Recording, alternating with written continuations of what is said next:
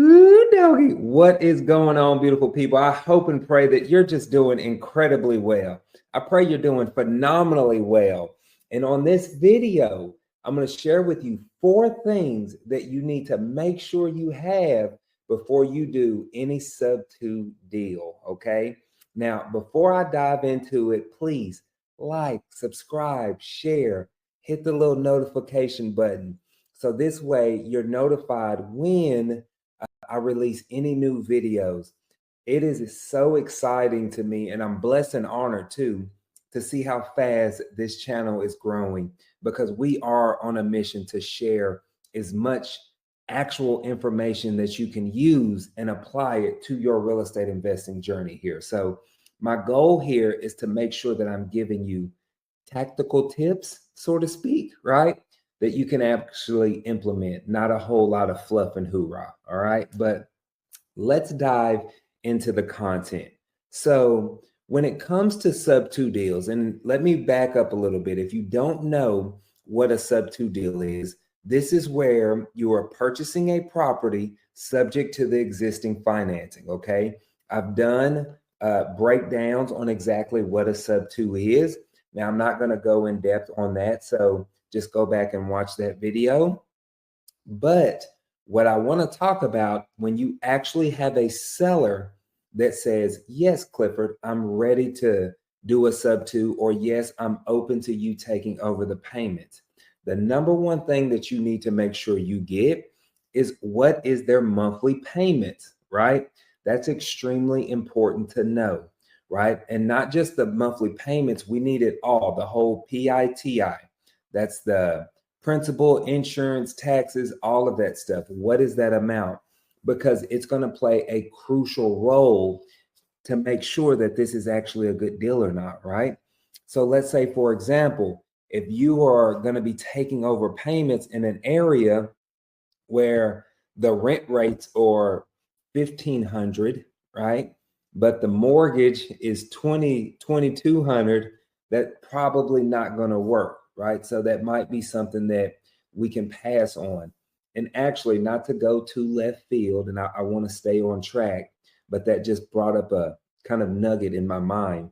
Just know too, just because a seller is willing to do a sub-2 does not mean that it's always going to be a good deal. Okay. And that's a good indicator of that. Now, that may not be such a bad thing. I know I shared the example of, the mortgage being 2,200 and rent rates are 1,500. Well, it doesn't matter if you're going to be fixing it up and flipping it. So that just depends. But either way, you need to know what that is, right? Because sometimes it could be cheaper for you to get a private money loan if they have a really crappy loan. So make sure you know, number one, what their monthly payments are with everything included. Number two is going to be their interest rates. Okay. This is extremely important, especially if you are trying to consider this property for a long-term rental. This is actually what I prefer to do. So this way, you want to make sure that those interest rates are pretty good, right? Don't be getting properties that have 6, 7, 8% interest rates. There's tons of them that you can get, especially, during the pandemic or before the pandemic, when rates were at an all-time low. So there's so many opportunities there. So make sure that you get what their interest rates are. Number three is going to be the remaining term on the loan. Okay. So let's say, for example, when they first bought that house, they did a 30-year loan.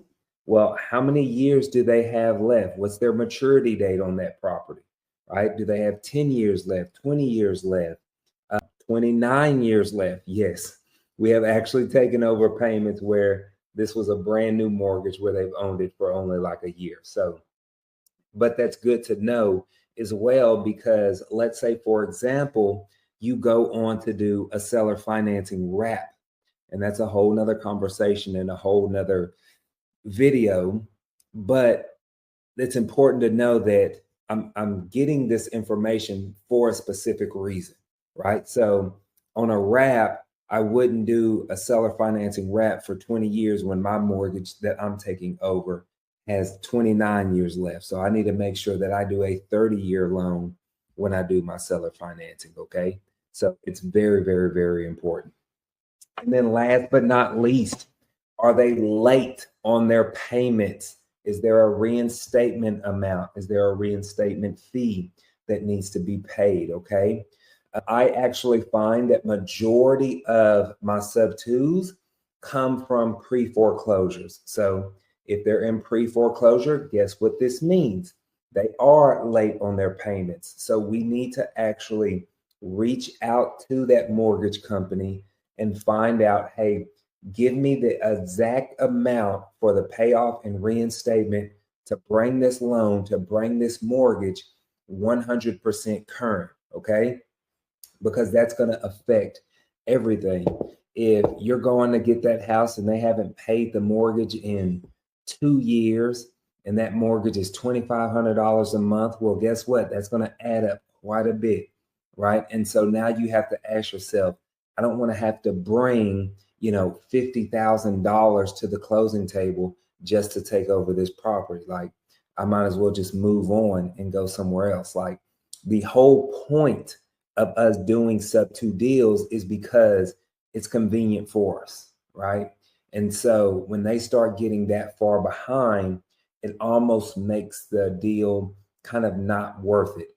In my personal experience and opinion, I think that once we start getting over 10% of the ARV, then it's not really worth taking over those payments on the property.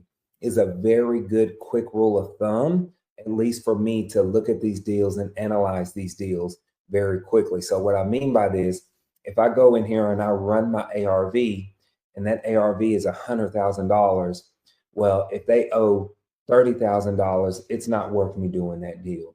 If it's below $10,000, it's probably worth me doing that deal, or I can probably make that deal happen to where it makes sense. So that can also be a very good quick rule of thumb for you to look at these deals and analyze these deals quickly, especially if you're looking at several a day.